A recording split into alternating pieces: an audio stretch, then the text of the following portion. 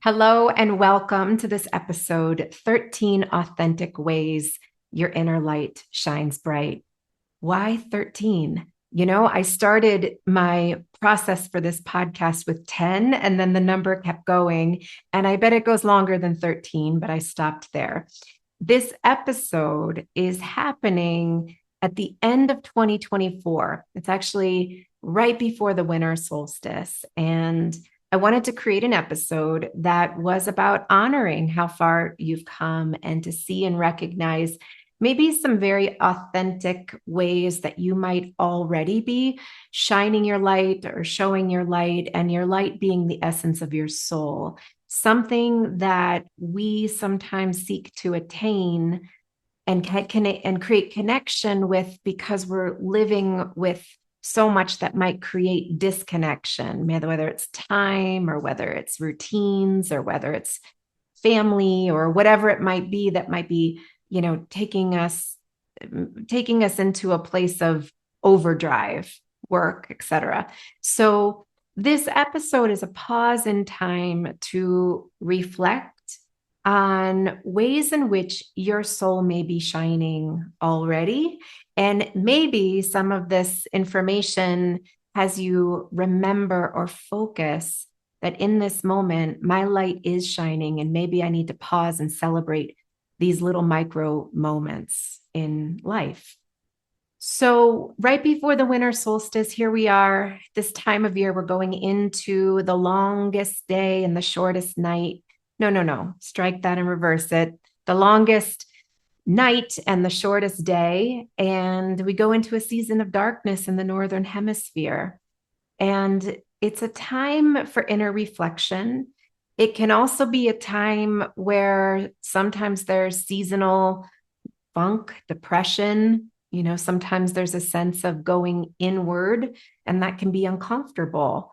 And at that same time, it can also be what I'm going to use the word mystical, meaning it's a time to really connect to deeper self, to soul, to purpose, maybe to do some inner reflection, maybe inner purging, inner honoring. Maybe we find more sacred in the moments of darkness where the lights can go on. Oftentimes during the holidays in particular, there is a season of lights. We see lights everywhere celebrating the holidays. In this particular month of December, there are also other months that different cultures celebrate, the season of lights, like Diwali, for example, in India. So this time, though, is a pause and reflection. And I hope that this episode creates some space for you to think through or feel into the ways in which maybe your soul is shining, your light is shining, or maybe maybe these moments can be turned to as ways to create a moment to connect inward to your light. So I'm going to start with the first one. The first one is the courage to make eye contact. Our soul is often seen through the eyes, and that the connection through the eyes are very connected to the heart. And when we're able to make eye contact, there's moments of connection. There's deep intimacy that can happen in that moment of connection that can feel vulnerable. And it can also be hard sometimes to make eye contact because what we're feeling on the inside is some level of shame or embarrassment, old conditioning, or something about not being able to be in our light or stay present with our own light. I have been there myself many times where I recognize in a moment, it's like my thoughts are going and my eyes are following my thoughts. This happens a lot in teaching when I teach, like just to, disclose this about myself. And you can probably see it on a lot of my videos. I'm following my thoughts. And granted, I'm not talking to a person right in front of me where I might be making eye contact, but that sense of not like being in the head and not fully connecting with an individual right in front of us is in a form of, again, not necessarily acknowledging or connecting from our light, or also a fear of being seen, in that. So How can we, in that moment, pause and make eye contact and, just really let there be a moment of connection, even if it's 3 seconds, which can feel like a long time when we're making eye contact, but our light shines through our eyes. So, how might we let that be? Let that be a possibility that it could. Okay, the next one is being present when it's hard to.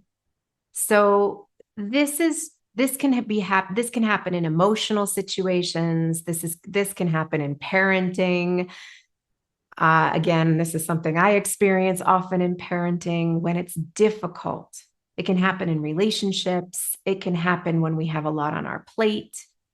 How can we be present with ourselves, in ourselves, and with the person when it's hard to? And when it comes to emotions in particular, sometimes we can feel that sense of, I want to fix this. I need to help this other person settle ground, feel better, whatever it is. But we can override the fact that just our ability to be present with someone in a difficult situation in itself touches them.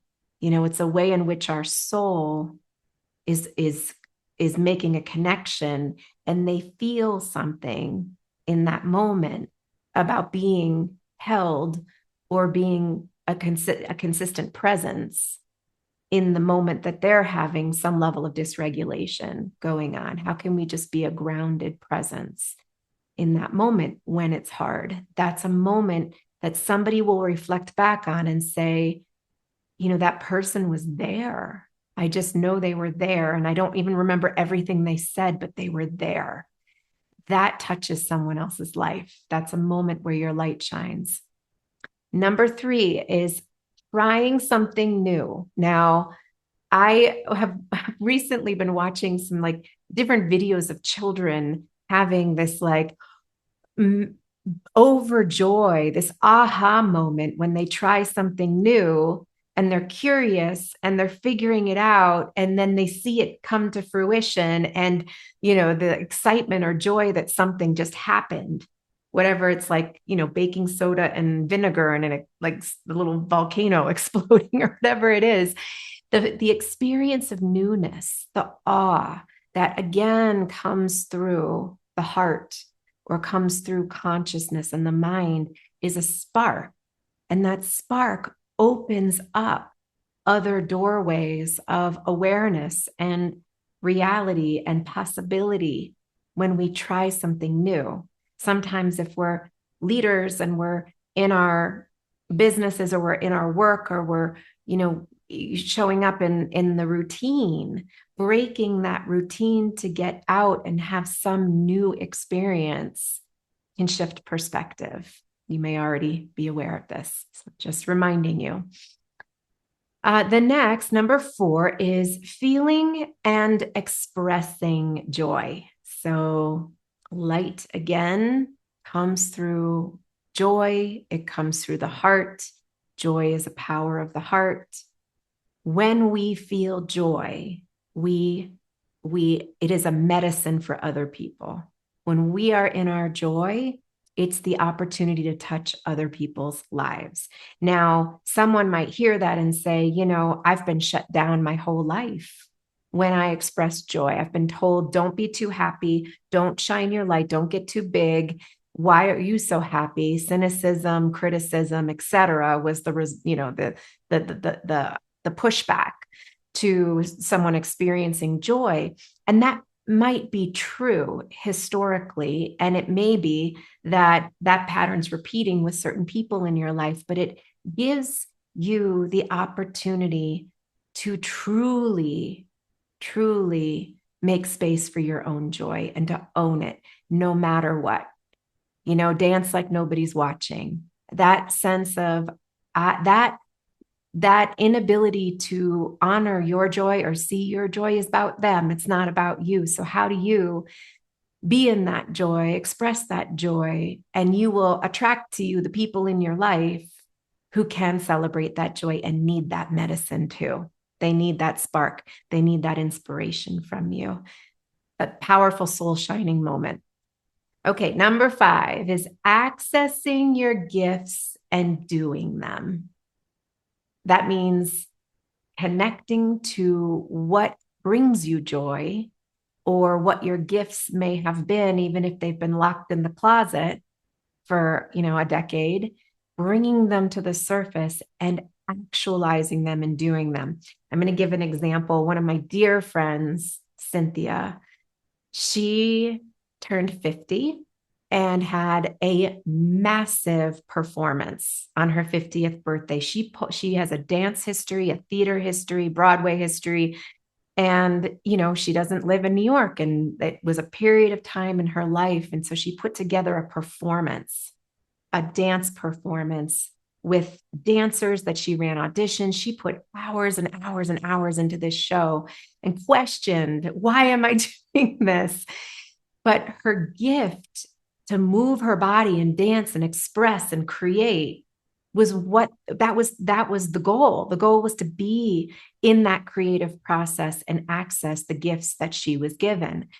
The performance knocked socks off. I mean, we went twice unexpectedly because my daughter was so inspired by this performance. And I heard, she got videos from all these, children and adults and people who were just blown away and touched by so many levels of what she did to honor her 50th, that transition in this rite of passage into 50, plus the inspiration, the dance, what you can do at 50, plus the message, the core message that she built in and weaved in. I mean, everything was a gift.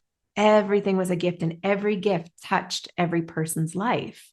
So your gifts, whatever they may be, you may overlook them as gifts because they might be something you think everybody can do, and I thought, everybody can close their eyes and tune in, to their own intuition. And that's not true. I've overlooked in my history that was a gift. And I had to understand how to break that down to help make it very accessible for people that's my experience or my example. So whatever your gifts are, they touch people's lives. Your soul and your light shines through those gifts, and they have impact on other people when you step into your gifts and your light. Okay, number 6, being honest. So this is interesting because it flows into things like communication, integrity, being honest with yourself, being honest with others, speaking your truth, etc. Being honest builds trust and it touches people's lives. It creates reliability. It creates the sense of trust from other people. Like, I trust this person. They're giving it to me straight, even if I don't like what they're saying. They are being honest. They are being inspired by your honesty. If we're willing to be really honest with ourselves, it gives permission for others to be honest with themselves. And that is a moment at which our light shines and again has impact on others. Number 7, connect with your truth. That ties into honesty. We need to connect with our deeper truth. And that is an inside job. That is a meditation job. That is a shedding layers job. That is a quieting down. That is a reprieve from the outer influences, the expectations. That's some soul time to sit and honor and connect to your deeper truth. And that deeper truth might have a few different aspects. Deeper truth might be, my deeper truth is to love, or that I am love. My deeper truth is that I am light. My deeper truth is I am a, performer, creator, dancer, teacher, writer, whatever it is, fill in the blank. My deeper truth is is these aspects and how deep can we go into that deep inner truth. Now, these are words and concepts, but there's an energetic component to accessing our deeper truth. When we do, we touch in on the light inside our being. And that has a palpable energetic experience in the body. It's an essence. We open up the essence inside ourselves when we are willing to go into our deeper truth. We communicate differently. The things we say sound different. The vibration in our voice might come with more of an energetic understanding or feeling that lands differently. We'd say probably the same thing from disconnection from our truth, and it wouldn't land the same way it would when we're dropped in to our deeper truth. So accessing your deeper truth is a way of, again, connecting to the light within you, shining that light. Again, it has impact in a good way. This is number 8, being unapologetic about your intuition. Things like, I just know, or it's a no, and I don't know why it's a no, it's just a no. Or it's a yes, and I have to see it through. I don't know where it's going to go. I have to embrace the journey. I could fall down. I'm resourceful. I can get myself back up, but I have to go this route and see where it takes me. Those are all examples of being unapologetic about our intuition, not saying, well, I feel like I could go in this direction, but my mind is saying that's stupid, or what are you thinking? We have to bring our soul and our mind, our heart and our mind, our intuition and our mind into alignment inside ourselves. When I say mind, I mean rational mind, bringing those parts of us into alignment. And so sometimes that really does mean we've got to sit with it.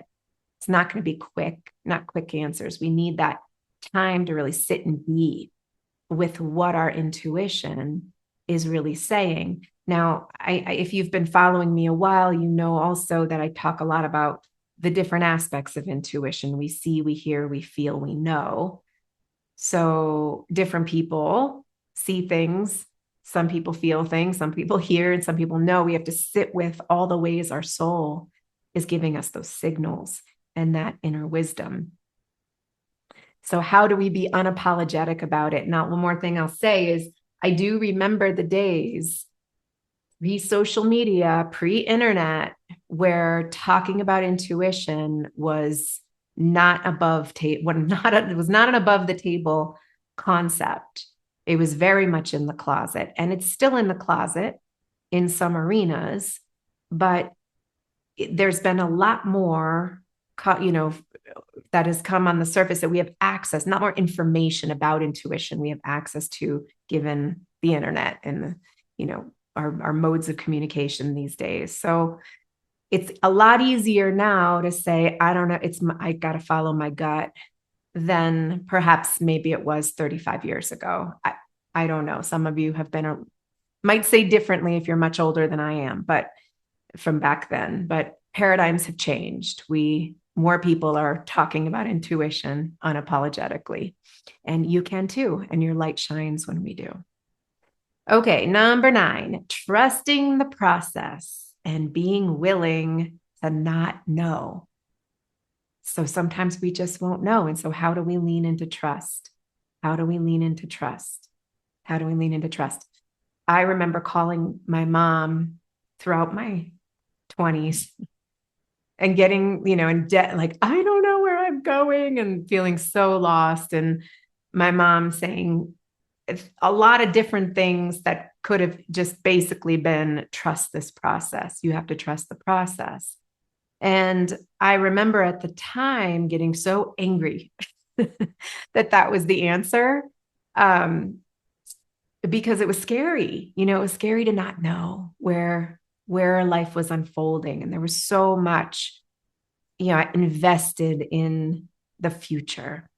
And how do we trust the process of the unfolding? Now, there's a fine line between not, non-practical, non-doing, non-taking responsibility, and not, and trusting the process so much so that we're not doing anything and we're putting it all in, the hands of the universe, versus, there's that process versus I am the universe. The universe moves within me and I am taking the steps and I am taking responsibility. And part of it's going to be me doing, that's 50%, and 50% is going to be about trusting the process. How do we find that fine line between those two?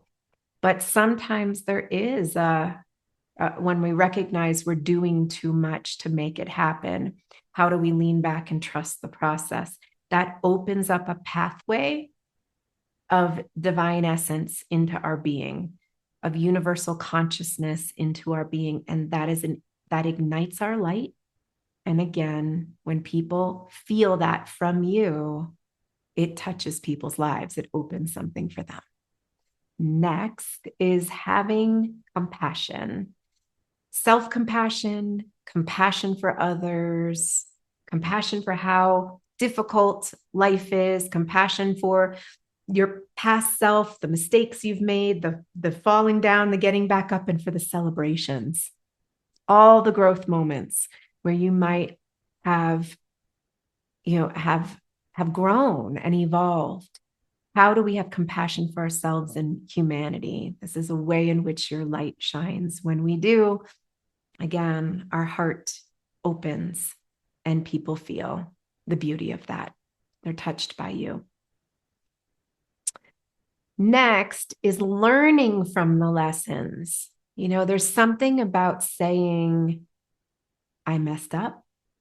I see where I could have done this differently. Here's what I've learned. And here's where I'm going. Here's the changes I'm making so I can step forward.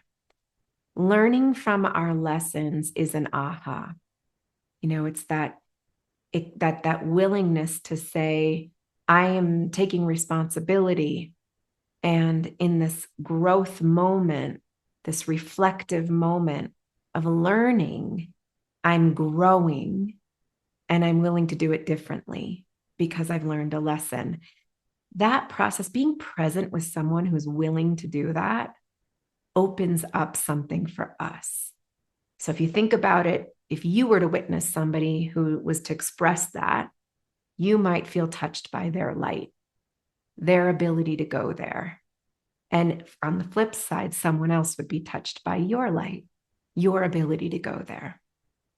Next, number 12 is the little things we do, just the little things in little moments. Like, just an example, I was thinking about my husband who's our neighbor, hurt her ankle, and he walked over and said, can I walk the dog for you? She's trying to figure out how to walk her dog. And those little moments where we brighten someone else's day, whatever it is, letting someone go ahead of you in line, or, asking somebody at the checkout counter, how are you? How is your day? And just checking in and giving those human connections, little things we do along the way from heart, from kindness, that are moments of touching other people's lives and being in our light and shining our light. Then finally on my list is empathy, the ability to have empathy for where somebody is a moment of recognizing you are human, they are human, we are not disconnected in our humanity. And when we express empathy, or we are able to see, like walk the mile in the other person's shoes, or see from their perspective, it allows other people to not feel alone in their experience. And that in itself creates connection. That connection is a spark of light, a willingness to say, wow, something again, touched my life. This person understood me. I'm not alone. I'm not abandoned. I'm not vacant. I'm a person. I have value. I have meaning. And that person shares this experience. It helps us feel included. So, empathy does a lot of things, but that's one example in the way in which our light leads us internally, and it shines bright in these little moments. So, when you take your time in this solstice period, maybe New Year's or holiday period, where it is a time, it's a sacred time to go in to your internal light. Maybe the first step is to thank your light for all the things, maybe on this list and more, that you already do. The ways in which your light already shines without you even knowing, without you even thinking about it from that perspective. The kindness you bring, the thinking about others, the way in which you contribute in your own unique way to this life, but also the way in which you tend to yourself, that you care for yourself, that you have compassion for yourself. Think those through. Like, what is it? Be with, sit with, feel into. How can I acknowledge the light that already shines through me authentically and expresses itself in my life? And then you can ask your light, how would you like to express yourself further going forward? And we can say light, you can say soul. Soul, what's the path forward? How can I make more space for you, soul? And listen to the answers, listen to the way in which your path, your purpose, the meaning in your life, your soul expression might need to open up. And it might give you really practical things like you need to rest more, you need to sit down more. It might give you really practical things, or it might give you a full-on plan. Here's how you need to restructure your day so that you incorporate more peace in your life, as an example. So you sit with it, sit with this inner light within you during this season of darkness where the light shines bright internally. We're cultivating it. You're tuning into it. Spring will come and it will be an outward expression. But for now, this is the time to hone in on the power of the light that's within you that needs tending to, acknowledgement and nurturing during this solstice and winter season. I hope this supports you. If there's something you would like to add to that list that I did not mention, take notes, write it down, just add it to your list, add it, make it true for you. Thank you for being here. Of course, you can always go to wendyderosa.com and check out what I have to offer. And if you're watching this on YouTube, please subscribe to my channel so you can get notified when new episodes come. If you are listening on Apple iTunes or something else, you can also do the same thing. Subscribe, leave a review that helps people find these episodes. Happy holidays, and I'll see you soon.